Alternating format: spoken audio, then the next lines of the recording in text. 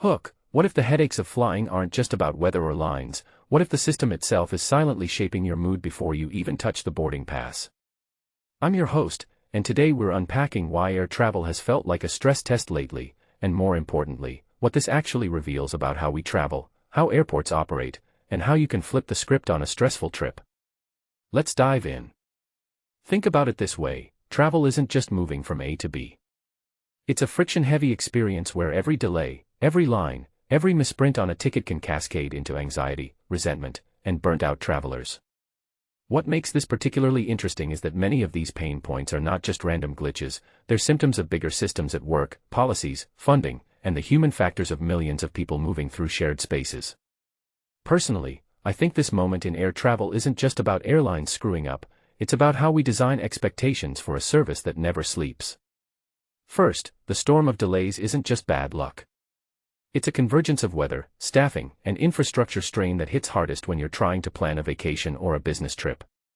What this really suggests is that resilience in travel is less about a single fix and more about a portfolio of small, coordinated improvements, tight turnaround times, smarter staff scheduling, and real-time communication with passengers. From my perspective, the real kicker is how tiny miscommunications become big feelings. A flight delay announced as a short delay that bleeds into hours, a gate change without clear directions, or a luggage carousel that never seems to stop spinning. Another core idea is security bottlenecks. The AP piece highlights crowded checkpoints and the use of immigration officers to bolster security. What makes this really interesting is the tension between safety and flow. More screening can mean better protection but less predictability for travelers. This raises a deeper question: how can airports protect people without turning passage into a gauntlet? In my opinion, this is where technology, process design, and empathy intersect. A detail I find fascinating is that even small changes, better signage, staff training on de-escalation, or paired security lanes for families, can dramatically improve perceived control and reduce stress. Then there's the human element, how travelers cope in the moment. The psychiatrists quoted in the piece emphasize acceptance and grounding techniques. What this really highlights is that travel anxiety isn't purely about logistics, it's about mindset. If you take a step back and think about it, anxiety can be mitigated by reframing delays as possible adventures, not disasters. One thing that immediately stands out is how simple acts, breathing, gratitude toward a TSA agent, a quick stretch, can reframe an entire travel day. This isn't about magical coping, it's about practiced routines that put you back in the driver's seat.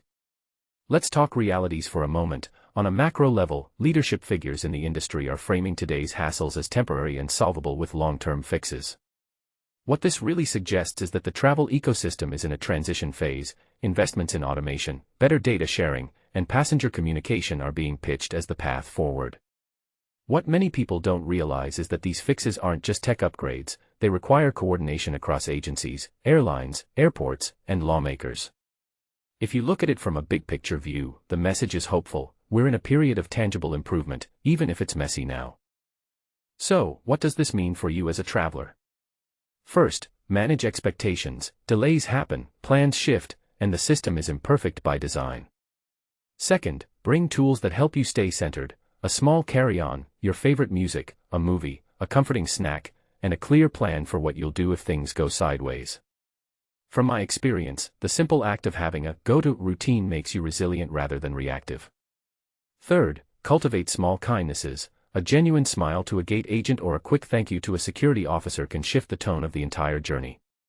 Surprising pattern to watch: the ongoing tension between security intensity and passenger experience. This is where policy, technology, and human behavior will collide in the coming year. A detail I find fascinating is how passenger behavior evolves in response to real-time feedback loops. Clearer updates reduce anxiety, which can, in turn, improve flow and satisfaction.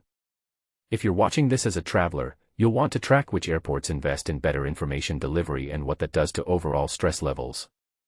Closing thought: air travel is a complex system that mirrors the broader challenges of modern life: uncertainty, interdependence, and the need for human connection in high-stress environments.